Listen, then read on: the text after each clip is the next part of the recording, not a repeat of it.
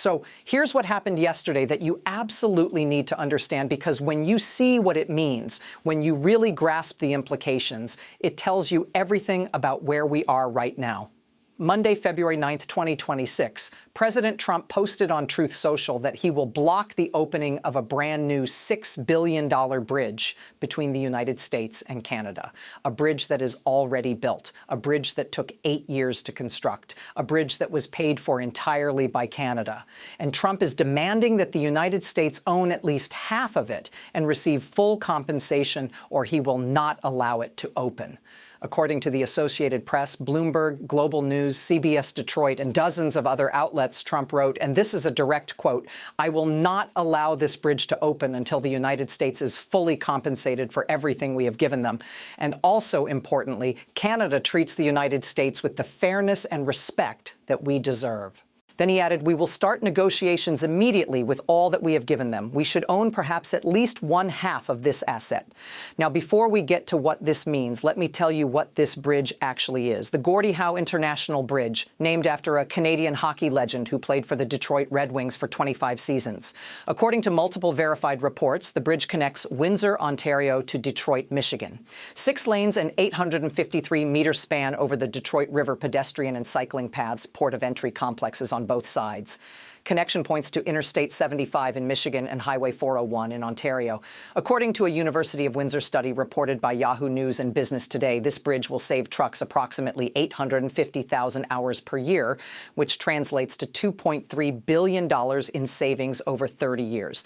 And according to every single outlet covering this story, the entire project was paid for by Canada. The cost is approximately 5.7 to 6.4 billion Canadian dollars, roughly 4.5 billion US, every penny funded by the Canadian government. Construction began in 2018 under a deal negotiated by Michigan's then Republican Governor Rick Snyder. The bridge was expected to open in early 2026, right now, this month. And yesterday, Trump said he will block it from opening unless the United States gets half ownership and full compensation for everything we have given them. Now, here's the first question you should be asking. What exactly has the United States given Canada that requires full compensation? According to Trump's own Truth Social post, as reported by Global News and multiple other outlets, his complaint is that Canada was given a waiver by President Obama to get around the Buy American Act, meaning Canada did not have to use American steel or American products to build a bridge on Canadian soil that Canada was paying for entirely. So, to be absolutely clear, Canada spent over $5 billion of Canadian money to build a bridge that will benefit both countries enormously. And Trump is angry that Canada was allowed to build that bridge without being forced to buy American steel. And now he is demanding that the United States own half of the bridge and be compensated for everything we have given them. What have we given them? Permission to not buy American steel for a project they paid for themselves. That is the compensation Trump is demanding for not forcing Canada to buy American products for a Canadian-funded project. Now, let me tell you why this bridge was built in the first place. According to Business Today and the University of Windsor study, the Windsor-Detroit corridor is the busiest trade crossing between the United States and Canada. The existing crossings, the Ambassador Bridge and the Detroit-Windsor Tunnel, are massively congested. According to Senator Alyssa Slotkin, a Michigan Democrat, as reported by the Associated Press, and multiple outlets, this new bridge will allow cargo to move from Montreal to Miami without ever stopping at a streetlight. She called it a huge boon to Michigan's economy. So Michigan desperately needed this bridge. American businesses desperately needed this bridge. American trucking companies desperately needed this bridge to reduce costs and increase efficiency. And Canada built it and paid for it entirely. And Trump is now threatening to block it unless the United States gets half ownership. Here's the second question you should be asking.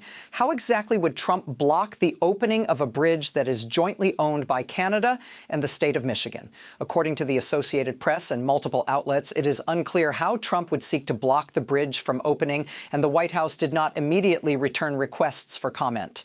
According to Governor Gretchen Whitmer's press secretary, as reported by the AP, the bridge will be operated under a joint ownership agreement between Michigan and Canada, meaning the state of Michigan and Canada own it together, not the federal government. So Trump is threatening to block a bridge that the federal government does not own, a bridge on which construction has already been completed, a bridge that Michigan desperately wants opened, a bridge that Canada paid for.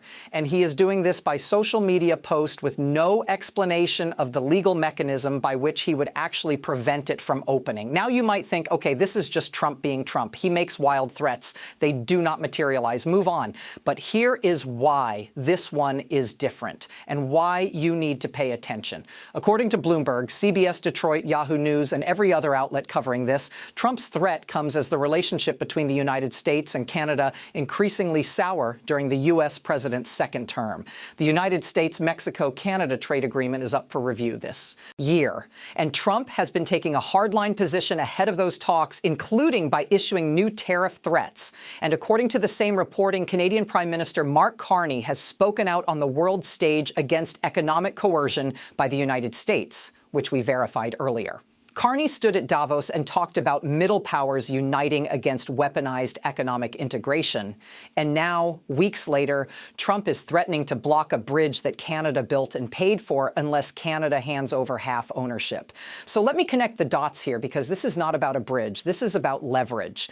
Trump believes that because this bridge crosses into American territory, he can threaten to block it and force Canada to make concessions on trade, on tariffs, on the USMCA review, on any number of other issues. He is using a piece of infrastructure that Canada paid for as a hostage in broader trade negotiations. And here is why that matters. According to Senator Alyssa Slotkin's statement reported by the Associated Press, quote, "You will be able to move cargo from Montreal to Miami without ever stopping at a streetlight. So to shoot yourself in the foot and threaten the Gordie Howe Bridge means that this guy has completely lost the plot on what is good for us versus just what is spite against the Canadians." Read that again. A Democratic senator from Michigan, the state that desperately needs this bridge, is saying that threatening to block it means Trump has lost the plot on what is good for the United States. Because blocking this bridge does not hurt Canada more than it hurts Michigan. It does not hurt Canada more than it hurts American trucking companies. It does not hurt Canada more than it hurts American businesses that depend on efficient cross-border trade. This is the Windsor-Detroit corridor. According to the University of Windsor study and multiple news reports, this is the largest pathway for trade between the United States and Canada. And Trump is threatening to keep a new bridge that would ease congestion and save billions of dollars closed because he wants Canada to give the United States half ownership of something Canada paid for entirely. We have documented pattern after pattern of allies recalculating their relationships with the United States. German investment collapsing 45%. Canada signing 12 trade deals in 6 months, $155 billion in counter tariffs. The NDP calling to cancel $19 billion in F-35 purchases. 65,000 people booing the vice president at the Olympics. And now we have the President of the United States threatening to block a bridge that Canada built and paid for unless Canada hands over half ownership and compensates the United States for not forcing Canada to buy American steel. Every single one of these stories is about the same thing. American leadership treating allies as adversaries. American leadership making demands that have no basis in law or precedent or partnership. American leadership using threats and coercion instead of diplomacy and cooperation. And every single time the result is the same. Allies pull back. Allies diversify. Allies look for alternatives. Because here is what Canada is seeing. Canada spent $5 billion to build a bridge that benefits both countries. And Trump is threatening to block it unless Canada pays more. Canada negotiated a trade deal with China, and Trump threatened 100% tariffs. Canada bought F-35 fighter jets, and Trump threatened to decertify Canadian aircraft. At what point does Canada decide that partnership with the United States is not really a partnership at all, but a series of threats and demands? At what point do other allies watching this decide the same thing? And here is the part that should terrify anyone who understands how alliances work.